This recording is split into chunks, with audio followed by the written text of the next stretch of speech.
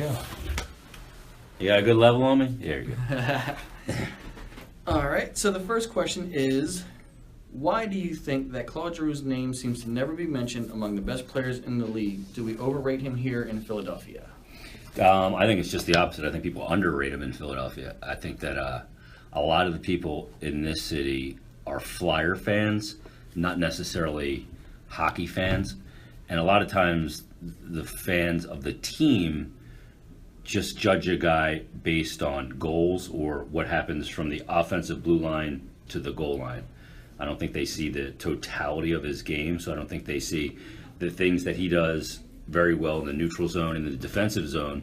He's a player that oftentimes will go down below the goal line to help out on defensive purposes, and then he plays the full 200 feet of the ice and is good at all 200 feet of the ice. Hasn't had a great start to the year defensively this year. And I know a lot of people bring up that he's -7 at this point, which I think is not necessarily an individual stat. That's more of a team stat for me. But he has had some defensive lapses so far this year. But I think the fans here undervalue him. And you get a portion of the fan base that'll say they need to trade him. And when you trade a superstar, you don't get value in return. You never get what you give. So he's 28 years old. And he has had declining numbers over the past 3 years, although he's off to a great start this year. He's leading the NHL in points right now. So I think he's undervalued in this city. Do you think that we expect too much from him?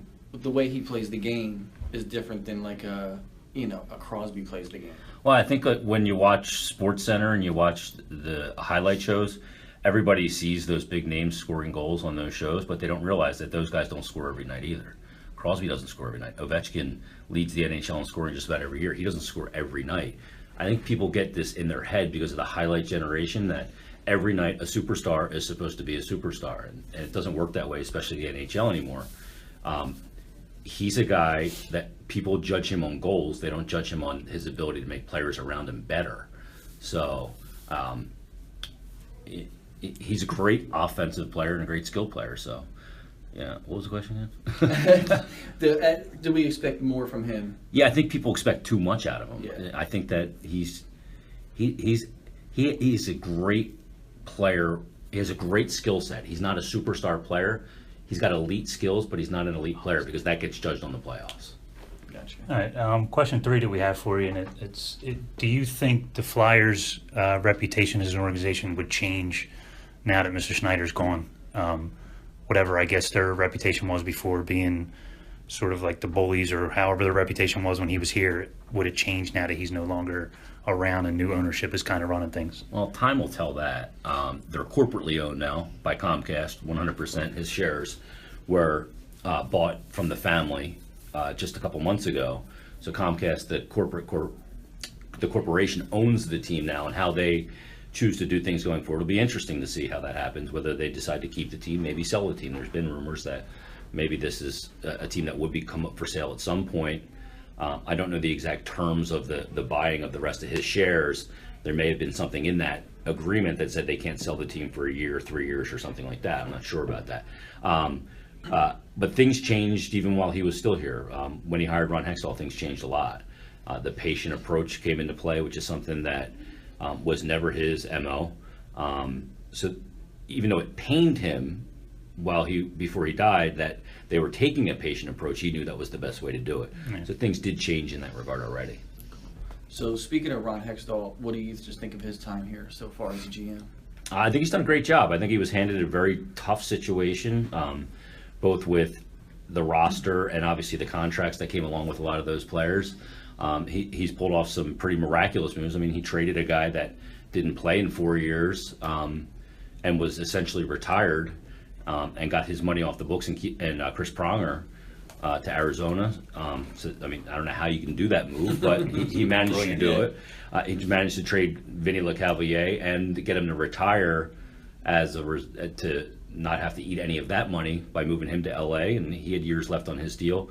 I think he's made some shrewd decisions. I think, Ron Hextall is a guy that believes the way to build a championship team is to build it from your crease out. They don't have the goalie right now, or at least it wouldn't seem they do, but from your blue line out. If you have a dearth of defensemen, then you have a lot of assets, and that's a big key. but he's more in that model of, during the Ed Snyder heyday years, it was let's go for it this year. He's more in that model of let's build this team so that we have a chance to win multiple cups over 10 years, like the Blackhawks, like the Kings. So it's more in that vein, that we're not going a one and done here. We're not going to sell out for one season. We're going to build it for long-term success and multiple cups. You touched on the goaltending there briefly. So in reference to the goaltending, pretty much the tandem that they have going for right now, is this a tandem that can get you where you need to go, or is this going to be two guys that just fall into like the trap of they're not the franchise guy yet? Well, it's a difficult question, because as we sit here today, they've both been very inconsistent and not good enough right now. Neither guy's making saves, bailing their team out, and a team, when that happens, plays a different way mentally. You play not to make mistakes, and when you do that, you got problems. Now, this year they can score goals.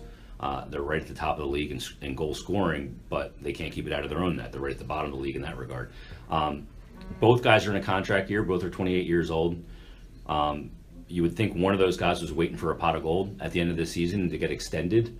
Based on the way they've played so far, I don't know that either of those guys will get that opportunity. So where they go from here is a huge question mark. I don't think that right now, if they had to make a decision right now, I don't think they would commit to either of them because of inconsistency, injuries. Both of them get injured. Both of them have been inconsistent. Steve Mason's the better goalie. He's got a better skill set. He's the better goalie. Neuberg can play a great game, as you saw in the playoffs last year, but you can't depend on him. Nobody's been able to depend on him through his entire career. So that's not going to change now, especially now that he's 28. So I don't think either of them are the long-term answer. So with the change in coaches and change in players over the past couple of years, despite that, what do you think also adds to their recent slow starts? I think at this point it's in their own head. Yeah. Last year was understandable because you had a new coach coming in with a totally different system. Traditionally, Dave Haxtell's teams in college even were slow starters, and then by the midway point of the season, they were all assimilated into their system. Now that's college, and you have players rotating through every 4 years. It's a lot different. So that's a trait you can carry as a college team. In the NHL, you're carrying players year to year. And when you saw the last third of the season last year, the Flyers were the second best team in the league over the last third, and that's what they used to get into the playoffs last year, and they played great, and they all seem to understand the system. You do have some new players this year with Provorov and Konechny and some other Dale Weiss and Boyd Gordon and those guys, but defining roles in his system, I think, is really important, and finding chemistry. And they've found it offensively so far, but they haven't found it in the neutral zone, in their defensive zone. Their gaps are way too big. The support on the puck in the defensive zone is bad. Their zone exits have been abysmal, and that causes turnovers and opportunities. And when you play teams like Pittsburgh, they're going to bury it on you. So I think it's a mental thing too. They expect it, and they will it almost to happen. Yeah. On a side note, what do you think of Haxtell? I like him. I like the way his approach from a strategic standpoint. I think he's very smart, knows the game, obviously. He's a good guy. I think he's holds his players accountable, which is very important. And I think that his players know where they stand when he's their coach. It's not a mystery, like a wondering, I wonder what he's thinking about my game right now. Yeah. I think he's very upfront with them and very calculated. So he's a guy that I think will have success, especially if he can clamp it down defensively. Yeah. Last one for me. So based on all that we talked about, if they continue to struggle, do you see maybe this being the season where some of their stars start getting moved or talked about being moved, as far as like your Giroux, your Simmons, maybe your Voraceks? I know they tried with Simmons, maybe not, they didn't try, but there was inquiries about him and they haven't moved him. Do you see that if they continue on this streak that maybe they start exploring some moves with some of their bigger names? I tend to doubt with some of the bigger names. Drew's got a no-move clause. He hasn't gone anywhere. Right. Voracek just signed a huge deal. He'd be near impossible to trade because it's a long-term deal for big money, and he's coming off a bad year, although he's gotten off to a great start. So those two guys would be very difficult to move. When you look at Simmons, he'd be easy to move, of course. He's got a very palatable contract. He's a power play stud.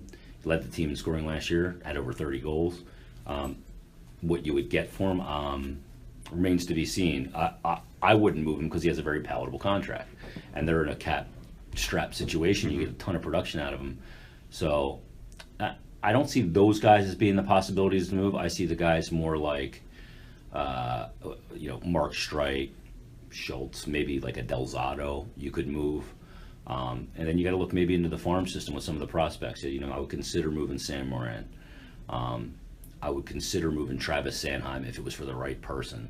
That would have to be a haul for Sanheim. For Moran, I don't think you get nearly the same haul.